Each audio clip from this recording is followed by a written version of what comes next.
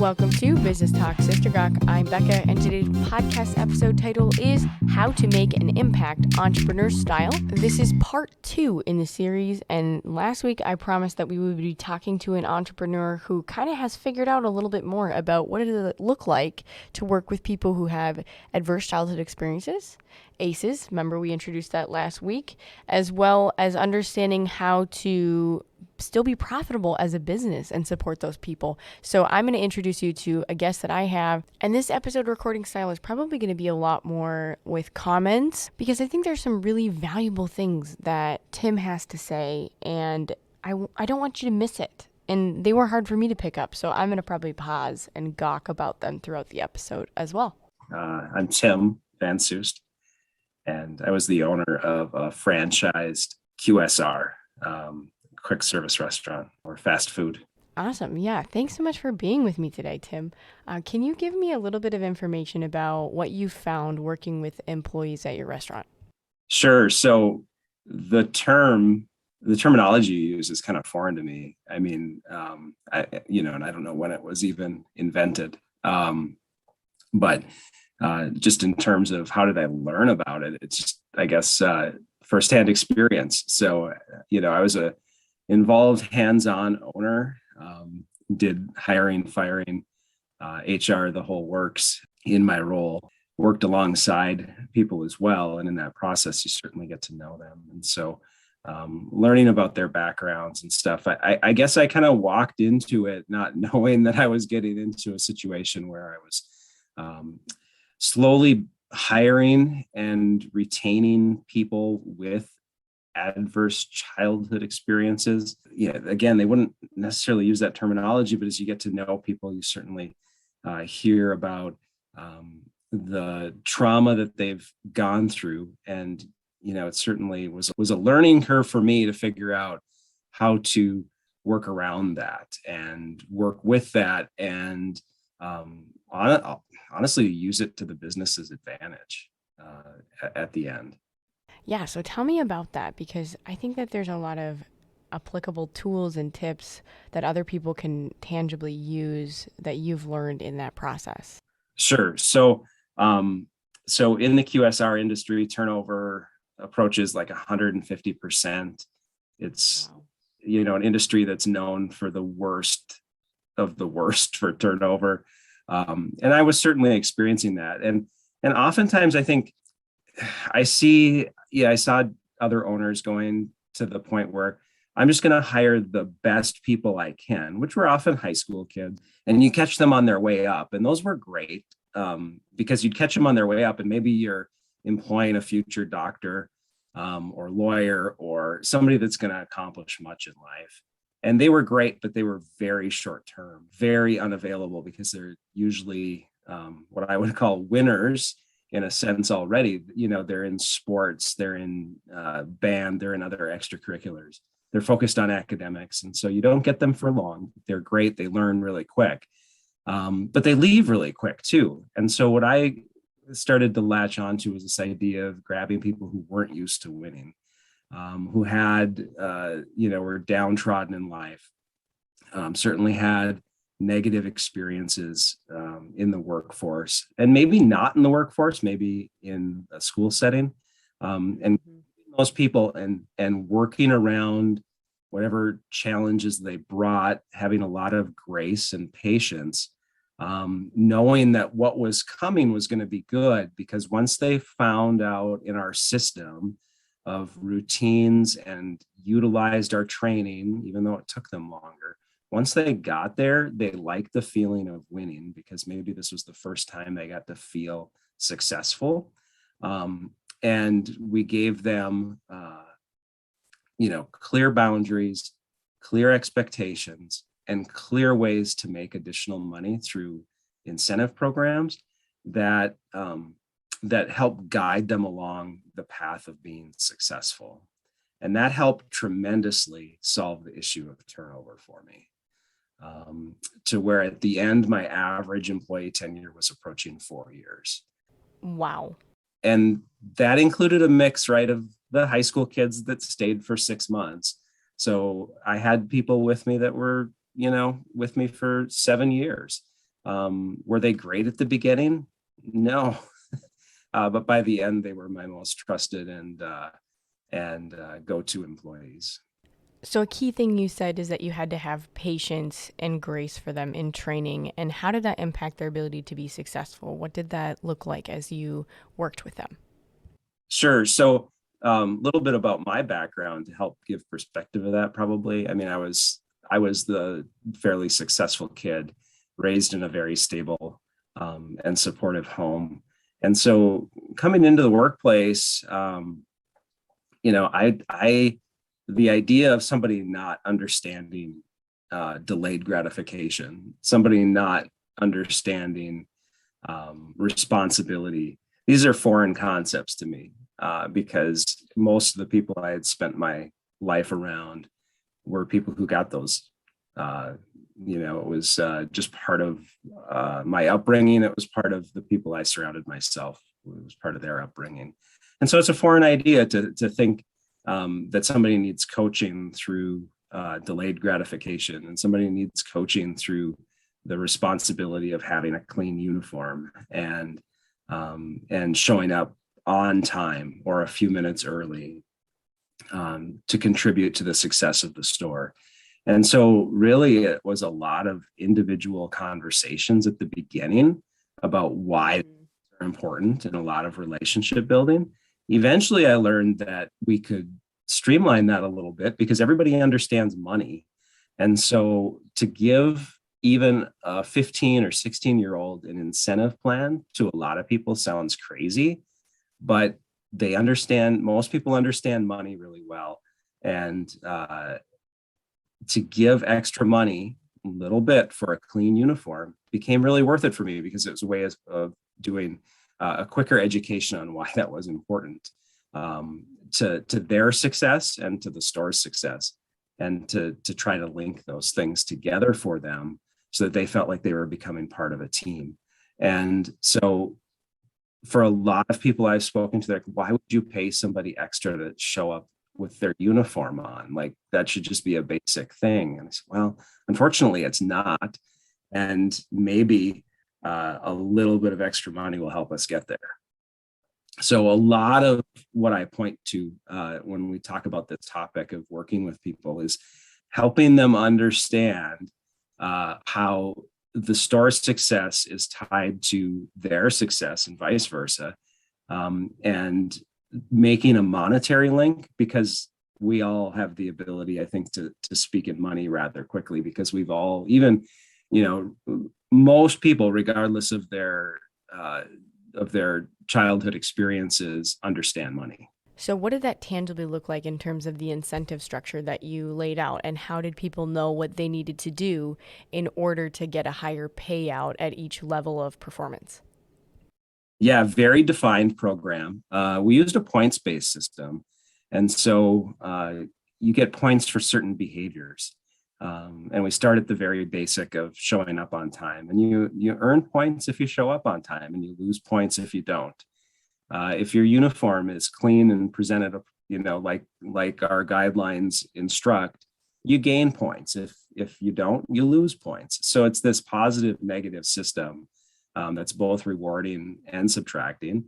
And those points then at the end of each pay cycle, every 2 weeks, would translate to dollars. And so we'd post the results, and everybody would be able to see what their results were. Other things involved in the program were there were big point incentives for coming in on a day you weren't scheduled. If a manager called and said, hey, we need help on a shift, there were negative point incentives for calling in or missing a shift. And so this negative positive translated to more dollars or cents per hour on your paycheck every 2 weeks. And we certainly learned things along the way, that things had to be counterbalanced around customer service versus speed of service. And we also eventually carried negative points forward, again, to reinforce the idea of delayed gratification, and that there's long-term consequences for short-term decisions. And so If you decided to call in a bunch one week, it didn't just disappear on the following paycheck. Those negative points followed you, and you had to dig yourself out of that hole. And for some people, that didn't work. But for others, they were able to process through that, and we were able to guide them. And they eventually understood, I can't get myself in this hole anymore because I do want to earn more money. And you're just talking about the additional incentives outside of base pay that would carry forward, correct? Oh yeah, so it was never punitive in a dollar sense. So let's say the person was their base wage was $10 per hour. They always got the $10 per hour for their hours worked. This was always side only. And so when I say the negative points carried forward, it was just negative points, not negative dollars. Yeah, no, that makes sense. So did you balance this for individual points versus team points to kind of make sure that both things were being successful in terms of how they were incentivized? Yeah, absolutely. So definitely a team-based sport in fast food restaurant. You need everybody to be playing together to be able to serve the customer successfully. And so there were individual things, which is mostly what I've talked about so far. But the other side of it were team-based metrics. And so in QSR, speed of service is a big thing. Everybody understands that when you pull up to a fast food restaurant, you're there for probably a reason, and that's because you're in a hurry. You don't have time to go and sit down for a meal, and so we want that experience to go quickly. And it's also a throughput issue. So if I'm able to put more cars through lane, it's a financial reward for me. It's a big financial win. And so speed of service was a big metric that we used. And then obviously that's team-based. And then we balanced that against consumer complaints. So how many people were telling us that their experience was negative? And so we're always trying to incrementally get better on speed of service and then incrementally decrease the number of negative customer experiences. So overall business results, then how did that look as you transitioned from the old model to the way you were doing things now? Could you track what your profitability was or compare yourself to other people within the industry to know that this was changing for you? Sure. So, I mean, there's a lot of factors, obviously, but I contribute a lot of the business's success to the reduction of employee turnover, which I think working with traumatic backgrounds, not that I went out searching for those people, but oftentimes that's what we found, and knowing how to kind of motivate and incentivize and have grace and patience with folks helped reduce the turnover issue, which then translated to better customer experience, which then translated to increased sales. And so we watched ourselves achieve really good success in the system that we were in. So, we reached the mid 50s. So like we were 55th or something for sales in the entire system of like 5,000 stores. Where we started, I mean, we were probably middle of the pack.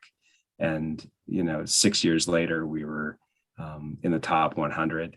We didn't do anything other than increase customer experience. Like we didn't remodel the building or, come out with some great new products or anything.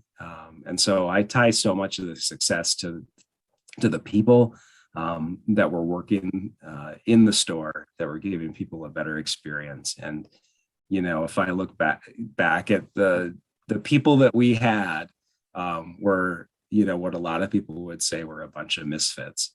And we created that environment where they could succeed. So I'm going to stop in the middle of this interview and I'm going to gawk, and then we're going to pick it up next week, because I think there's so much here that's super important to capture before we move on. So some key things that Tim is talking about that I think are really important for business owners to understand. So you have to first start thinking long-term about investing your time. And what he said was, know that what is coming is going to be good, because you have to have grace and you have to have patience with the long term in mind in your investing of your time. And then he said really clearly, have a structured environment with clear boundaries, expectations, and incentives. And finally, I thought this was key, was having results visible for everyone on how they're performing, because it makes people feel that they're being fairly treated in a way where a lot of people have not previously felt they had any hope being fairly treated is really important. So that aspect of helping people feel like they're a team and thinking bigger picture is hard for people to understand how their business or the business success is tied to their personal success through monetary incentivization. And I do think this is something that is really missing in a lot of programs that Tim has figured out, that long-term consequences happen for short-term decisions on those additional incentivizations. So don't miss that. I think that's key, and they had to figure that out through trial and error. And I think that if you're going to be in a position to help people and employ people that want to win but maybe have not had those experiences before, that's key to helping them grow into learning how to make long-term decisions, because instant gratification may be all they have ever known.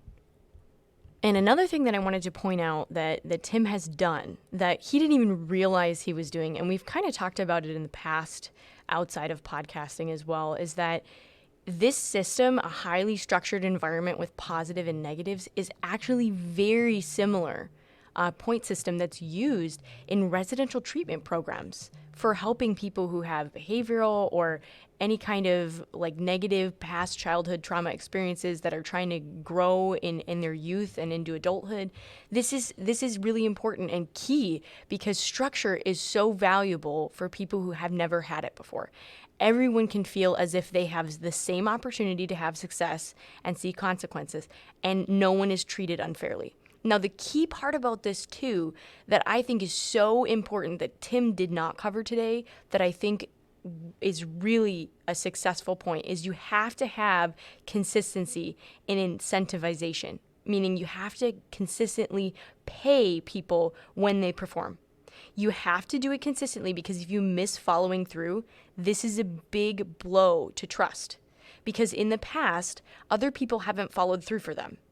And this has caused a huge spiral of hopelessness, and even losing it one time if you don't have any, hey, I recognize I missed this or whatever, and I'm following up on it, and making sure that you can keep that trust there through communication, you can make this person easily spiral into hopelessness. And I have learned that a lot, in that you cannot have on-the-spot commitments to something and say, oh yeah, I'm going to do this for you, and then not follow through. So you really, really have to be consistent and honor your word with people who have had lost trust in the past. Because if you can't do that, it's just perpetuating this cycle of hopelessness that they feel they have no power over their own life.